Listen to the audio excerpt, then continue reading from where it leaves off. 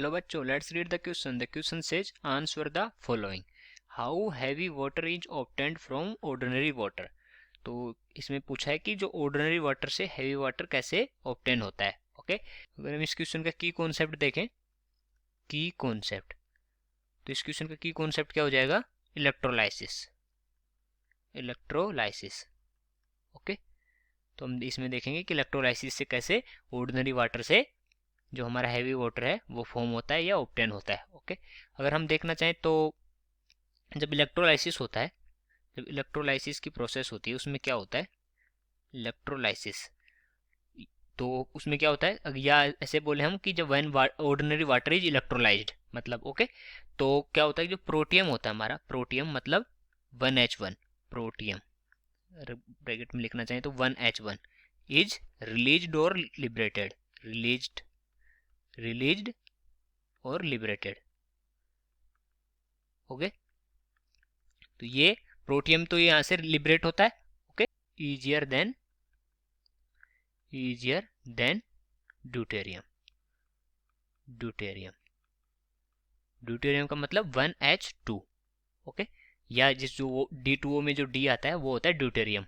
तो यहाँ से क्या हो रहा है कि जो हमारा प्रोटियम है वो फास्ट मतलब इजी तरीके से रिलीज हो रहा है देन द ड्यूटेरियम. ओके, और ये क्यों हो रहा है? Because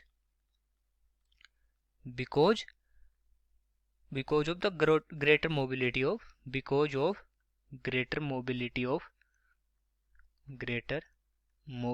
of H plus ion than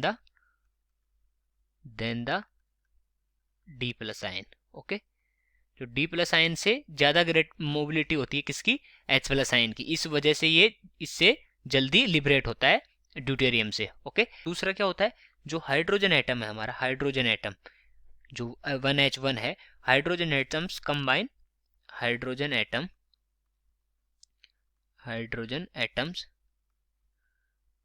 combine into H2. Okay, तो ये कंबाइन होकर क्या बना लेते हैं? H2 बना लेते हैं. और वो जो अगर एज कंपेयर टू, अगर ये भी लिखना चाहिए तो एज कंपेयर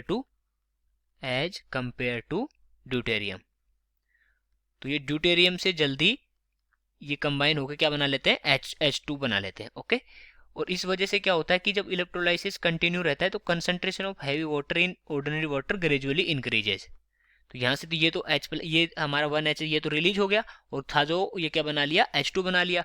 तो इस वजह से क्या होता है कि इसकी जो कंसंट्रेशन है वो इंक्रीज होती रहती है, किसकी? हैवी वाटर की. तो कंसंट्रेशन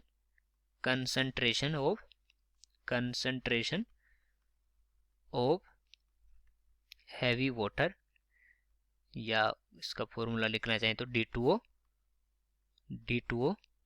ग्रेजुअली इंक्रीजेज. ओके, तो जब इलेक्ट्रोलाइसिस हो रहा होता है तो उसमें क्या होती है? ग्रेजुअली इंक्रीजेज होती रहती है. ठीक है, इंक्रीज होती रहती है. ठीक है, तो लास्ट में क्या होता है? ये स्मॉल अमाउंट ऑफ H2O बचता है, स्मॉल अमाउंट ऑफ